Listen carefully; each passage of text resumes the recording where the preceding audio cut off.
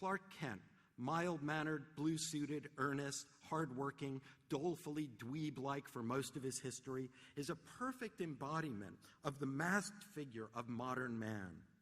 One can read a lot into this particular masquerade. Superman's adolescent creators recognizing the repression endemic to the world of adulthood. You grow up, you put on the glasses, you do your job. Midwestern Jewish youngsters fantasizing of being both uniquely superhuman and invisibly assimilated. Quick footnote, it occurred to me recently that the two greatest creations of Midwestern Jews are Superman and Bob Dylan. Next year's paper will be about that. Jewish youngsters fantasizing of being both uniquely superhuman and invisibly assimilated. American everyman as Superman. Meanwhile, Superman is the hero without a mask, his true face revealed to the world, at once monumental and generic. Superman becomes us, goes among us, and we might be him. But Clark is about more than assimilation, and even about more than geek dreams of godhood. This everyman in a dependable suit depends on invisibility, the anonymity permitted by a great metropolis. He cannot be visible, and he has a secret. And so Superman and Clark subvert one another. The man who sees everything with his X-ray vision and telescopic vision meets the man who is not seen. Where's Clark? Wasn't he here a minute ago? But most of the others hide their faces. They can't wait to pull on the tights, don the masks, and streak out into the bright life of the city. Here, masks once again mark a social identity. The costume of the burglar becomes, following Zorro, for example, and the Lone Ranger, a sign of the vigilante hero. Sorry, don't want that up there yet. Let's go back to that for a second. Alex Ross, fantastic piece of work there. Indebted to Berenice Abbott. And here's Alex Toth's version of Zorro. In their first adventures, Superman and Batman battle ordinary, uncostumed foes. Batman's rogues gallery moves decidedly toward the grotesque, with such villains as the Joker and Two-Face, figures who are never permitted the luxury of hiding what they are, although Two-Face is a complicated character, which I don't have time to talk about. But you know, this is a criminal whose face has been scarred by acid, and now this is his permanent visage. Soon, however, with the advent of costumed and masked villains, the mask becomes less a sign of ethical status than a morally indeterminate superness. The costume with a mask marks the individual as being a part of that society that is either superhero or supervillain. Although, as has been pointed out, the superhero is the one with the double identity in most cases. Both masked heroes and villains tapped back into the history of the mask in shamanistic ritual and medieval carnival. In comic books, the mask once more embodied something of the joy of change and reincarnation. Many of these characters are literally or figuratively reborn into their new identities. The fellow in the this is a little montage of characters drawn by Neil Adams. The figure in the center is the Spectre.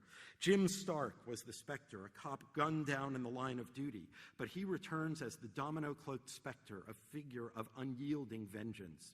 The animistic underside to the rational space of the city is exposed in bold, bright colors. And these are also all excellent iterations of the mask.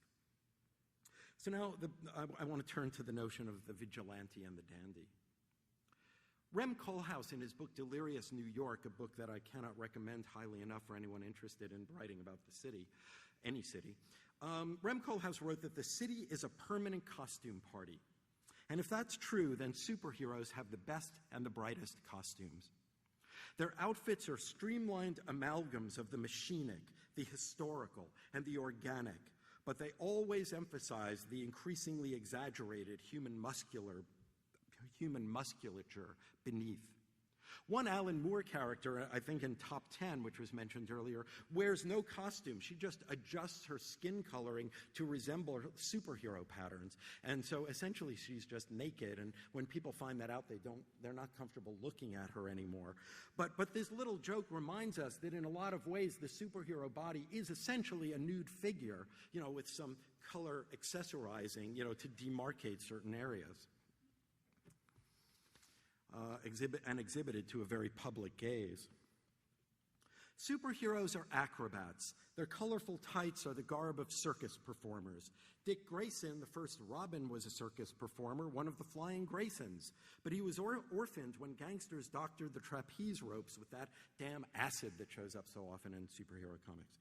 After a little training by Batman, another orphan, cities seem to attract them, he takes on a new role as that astonishing phenomenon, that young Robin Hood of today, Robin the Boy Wonder.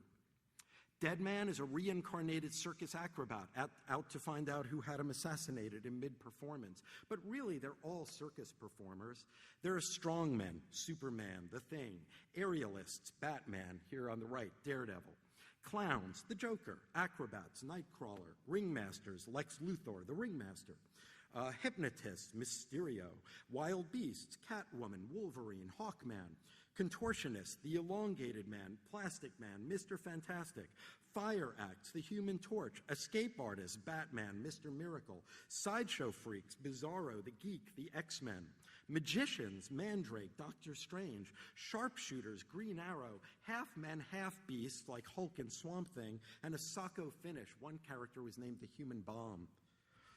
I have no idea what his second adventure was like. In her book, Sex and Suits, Anne Hollander describes several shifts in the history of civilized attire. At some point, dress began to mark differences of gender and not simply of class. And the neoclassic moment put a final seal of disapproval on gaudy clothes for serious men. While the man's suit was a dynamic yet subtle manifestation of bodily power, flexible and flowing, closely shaped to torso and mobile limbs, men's clothing turned away from flamboyant color and excess. The superhero costume, quite clearly, marks a return to earlier modes of male self-presentation by combining Rococo ornamentation in its flashing colors, flowing capes, epaulets, and talismans, with a classical idea in which the hero wore nothing but his perfect nudity, perhaps enhanced by a short cape falling behind him. I'm quoting from Anne Hollander here. The nude costume, she writes, was the one most suggestive of perfect male strength, perfect virtue, and perfect honesty, with overtones of independence and rationality. The hero's harmonious nude beauty was the visible expression of his uncorrupted moral and mental qualities. So this goes back to what Peter introduced in his talk this morning. The costume signifies various things, but it signifies it very often without hiding, without interfering with what the nude body represents beneath it all.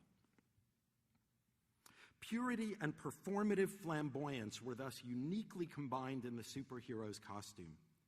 And if Batman eschewed color to embody instead his heart of darkness, Robin the Boy Wonder was right by his side, accoutred in red tunic, yellow cape, and green booties.